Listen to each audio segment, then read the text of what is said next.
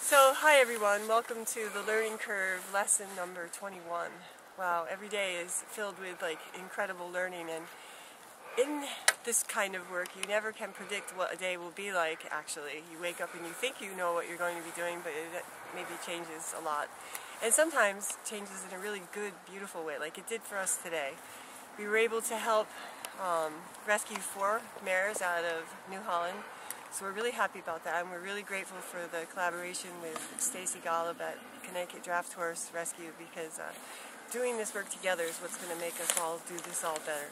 So, you know, when we come up against these types of things at Blue Star, where we're forced to look at a challenge to take on and save more lives, and we're being asked to measure out, like, what do we have enough for, how can we do this, and all these questions, these material questions come up, and it can be a little frightening, because you want to be responsible and you also want to make a difference, because the right thing is to make a difference right now in the world for these horses that are at risk.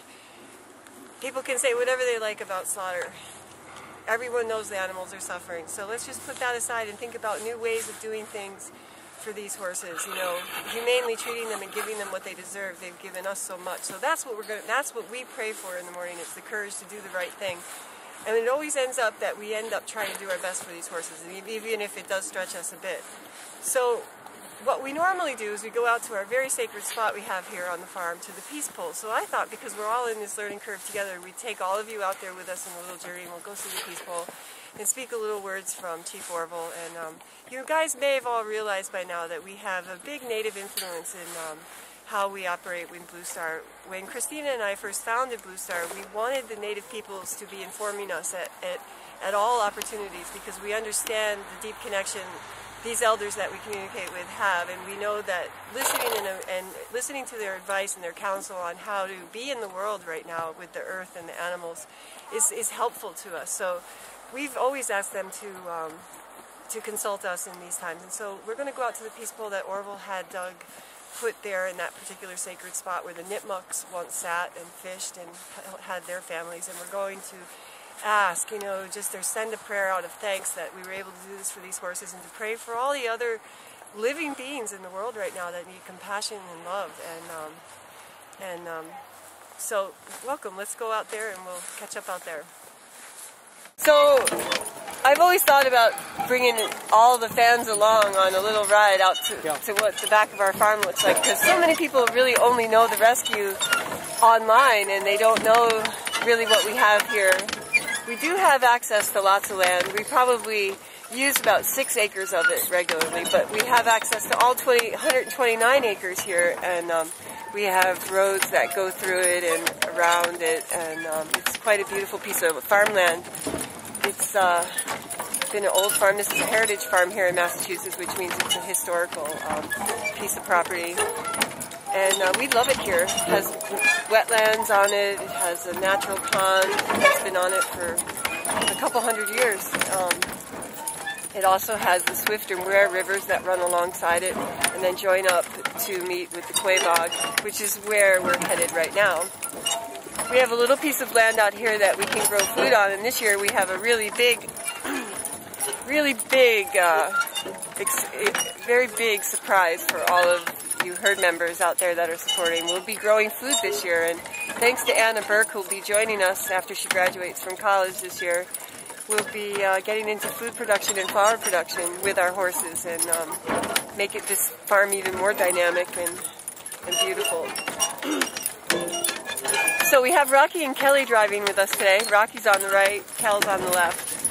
This is Justin's real good team. He loves these guys a lot. They listen really well to him. They met each other here on the farm. We both have different stories. Rocky on the right has the most incredible work ethic I don't think any of us have ever seen. And he is a one-man horse, so we're not sure that he can ever really go anywhere after here, because he seems to bond with one person. He doesn't do well with, you know, mixing it up. So Rocky may be here, which is fine with us, because he's a big help and we love him a lot. And Kel is one of our girls' horses, one of our volunteers' horses. She takes him, and she actually entered Kelly into a show. Her name is Josie DeRocious. She took Kel into a show this past fall and won a blue ribbon in the driving class and made us really proud. She was up against some really experienced drivers in Fancy Morgans and other types of horses, so we're real proud of her and Kelly. Let's see how these guys get up the hill without their shoes. Oh, they do have shoes on them.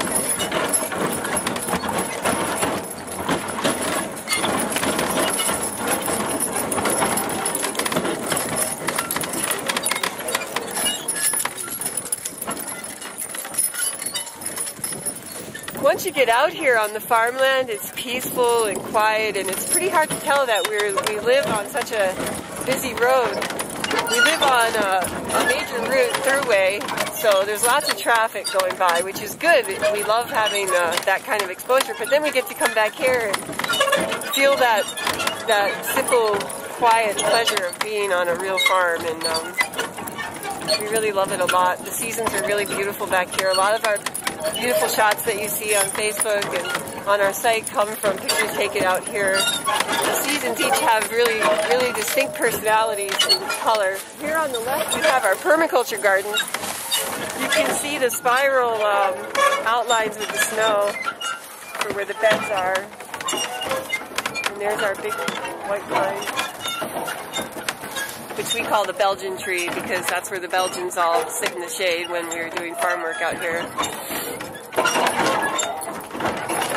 We're actually taking a shortcut out to the Peace Pole. Normally we take a ride around the whole farm and talk to people about whatever they want to talk about. We talk about the environment, the particular kind of crisis we're finding ourselves in. We talk about the horses and the horse problem right now in the country, the unwanted horse problem, I should say, the economic stress that's bringing about a lot of these problems, and just we talk about horses in general. We talk about what they're like, how special they are, what special abilities they have, and how good they are for us, and how much they've contributed to our lives, whether we're aware of it or not.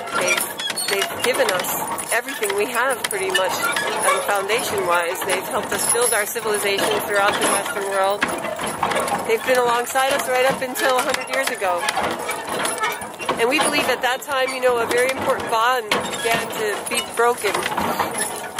So at Blue Star, we talk a lot about restoring that bond, which means bringing horses back into our lives. And that doesn't mean owning or buying a horse. That means becoming part of a horse's life. You may know people in your own community that have horses and give wagon rides. Go and take a wagon ride. Give that horse a job and help that family out. They're trying to do something real and good.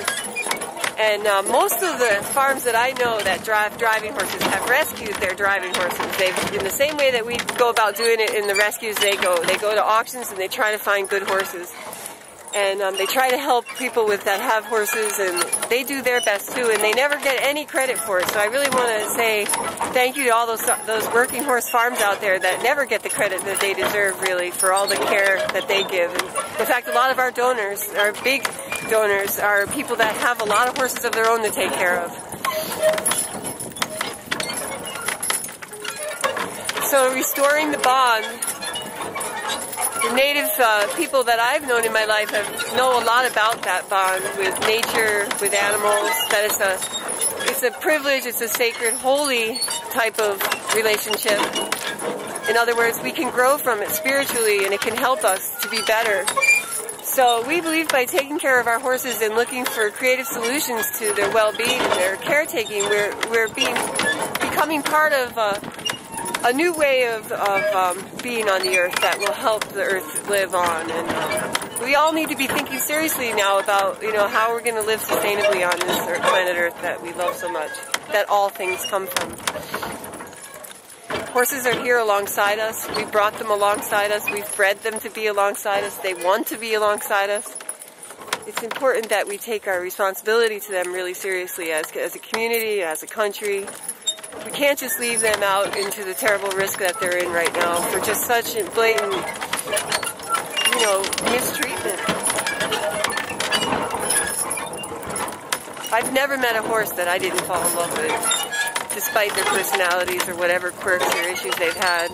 They're just such amazing animals, and every one of them has such a distinct and unique personality and wisdom, and such a gift to give.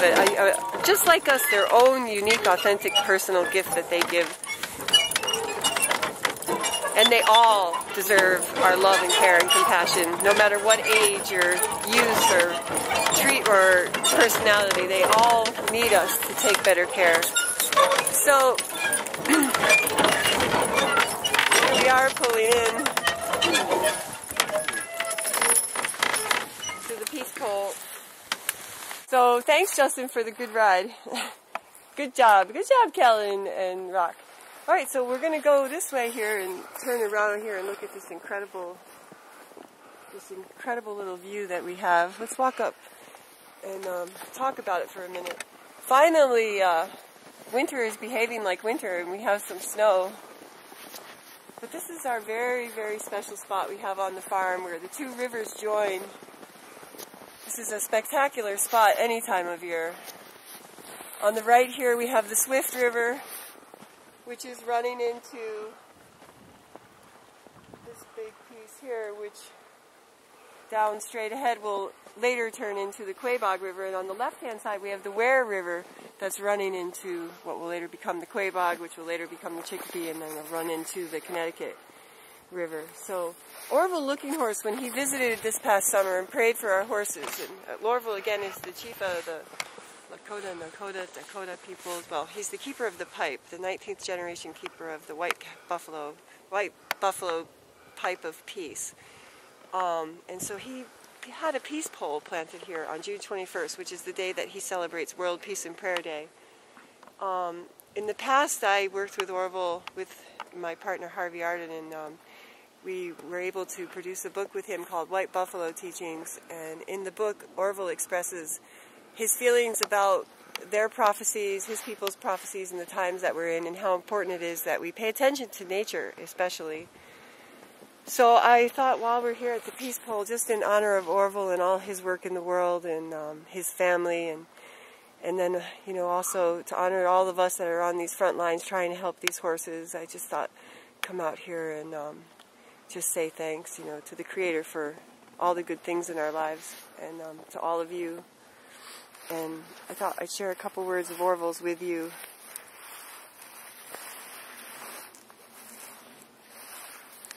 We are the watchers. We are the witnesses.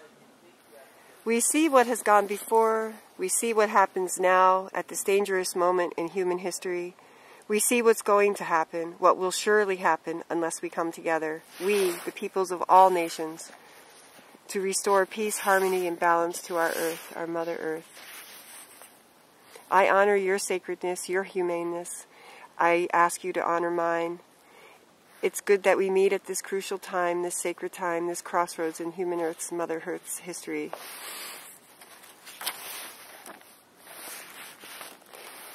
We must understand that there are two ways we are free to follow as we choose, the positive way or the negative way, the spiritual way or the material way. It's our own choice, each of ours and all of ours. You yourself are the one who must decide. You alone, and only you, can make this crucial choice. Whatever you decide is what you'll be, to walk in honor or to dishonor your relatives. You can't escape the consequences of your own decision. On your decision, yes, on your own personal decision, depends the fate of the entire world. We are the only species destroying Mother Earth. You must decide. You can't avoid it. Each of us was put here in this time, in this place, to personally decide the future of humankind. Did you think the Creator would create unnecessary people in a time of such terrible danger? My grandmother once told me to understand that every person can have a good heart, a heart big enough to change the world. She said the Great Spirit wouldn't give us anything we couldn't handle. Know that you yourself are essential to this world. Believe that. Understand both the blessing and the burden of that. You yourself are desperately needed to save the soul of this world. Did you think you were put here for anything less? So those are the words of Chief Arvol Looking Horse, keeper of the 19th generation keeper of the white calf buffalo pipe of peace. And that's the end of our learning curve for today. Thank you all who contributed in helping saving these 4 mares today. It's a great honor. We're all really, really blessed and pleased that we were able to have such a positive effect on these horses' lives and futures. So thank you all for that, and we'll see you tomorrow.